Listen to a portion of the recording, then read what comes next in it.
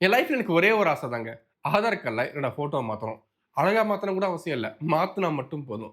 நான் finance content creator அப்படிங்கிறதுனால, ஒரு லைசென்ஸ்க்கு ரெஜிஸ்டர் பண்றதுக்கோ, இல்ல ஒரு எக்ஸாம்க்கு ரெஜிஸ்டர் பண்றதுக்குள்ள ஆதார் கார்டு தேவைப்படும். நெறைய இடத்துல என்னோட ஆதார் கார்ட்ல இருக்க ஃபோட்டோவ பார்த்துட்டு, என்னைய மேலேயும் கீழயும் பார்க்குறாங்க. இன்னும் ஒரு படி மேல ஸ்ரீநகர் ஏர்போர்ட்ல என்னோட ஆதார் கார்ட் ஃபோட்டோ பார்த்துட்டு, நான் தான அந்த ஆள் நம்பவே இல்ல. இந்த பிரச்சனையே வேணாம். ஆதார் கார்ட்ல ஃபோட்டோவ மாத்தலாம் அப்படின்னு, நான் 3 பேங்க் ஏறி இறங்குனேன். ஒண்ணு bank of Baroda, Karur Vysya bank, அப்புறம் இந்தியன் பேங்க். இந்த 2 பேங்க் பார்த்தீங்கன்னா, டோக்கன் ஃபில் ஆயிருச்சு அப்படின்னு சொல்லி என்னைய அனுப்பிச்சுட்டாங்க. காலையில 11 மணிக்கு. பேங்க் ஆஃப் பரோடா பார்த்தீங்க அப்படின்னா, அது ஒரு கவர்ன்மென்ட் பேங்க். அந்த பேங்க்ல அந்த ஆதார் கார்ட் ஃபோட்டோ எடுப்பாங்கல்ல, அவர் ஆப்சென்ட்ன்னு சொல்லி அனுப்பிச்சு விட்டாங்க. ஆப்சென்ட்ன்னு. இதுக்கப்புறம் என் ஊர்ல இருக்க எல்லா இ-சேவை மையமும் நான் போய் ட்ரை பண்ணி பார்த்துட்டேன். யாராலும் ஹெல்ப் பண்ண முடியல. ஆனா நெறைய பேர் சொன்ன ஒரு விஷயம் என்ன அப்படின்னா, ஹெட் போஸ்ட் ஆஃபீஸ் போங்க. அங்க கண்டிப்பா அங்க மாத்தி தருவாங்க அப்படின்னு சொன்னாங்க. ஸோ நான் அங்கேயும் போய் ட்ரை பண்ணி பார்த்தேன். டோக்கன் முடிஞ்சுச்சு. All absent. இங்க பண்ண மாட்டோம். இதெல்லாம் கூட நான் ஏத்துப்பேன். அவங்க ஒண்ணு சொன்னாங்க பாருங்க. பிரிண்டர் ஒர்க் ஆகலன்னு. நான் அடிச்சு சொல்றேன். அந்த பிரிண்டர் ஒர்க் ஆச்சு. அதோட நான் வீட்டுக்கு வந்தேன். அதுக்கப்புறம் ஃபோட்டோ மாத்துற நெனப்பே எனக்கு வந்ததில்ல. ஸோ இதுக்கெல்லாம் என்னதான் முடிவு? உங்களுக்கு ஏதாவது எக்ஸ்பீரியன்ஸ் இருந்துச்சு அப்படின்னா கமெண்ட் செக்ஷன்ல மறக்காம சொல்லுங்க.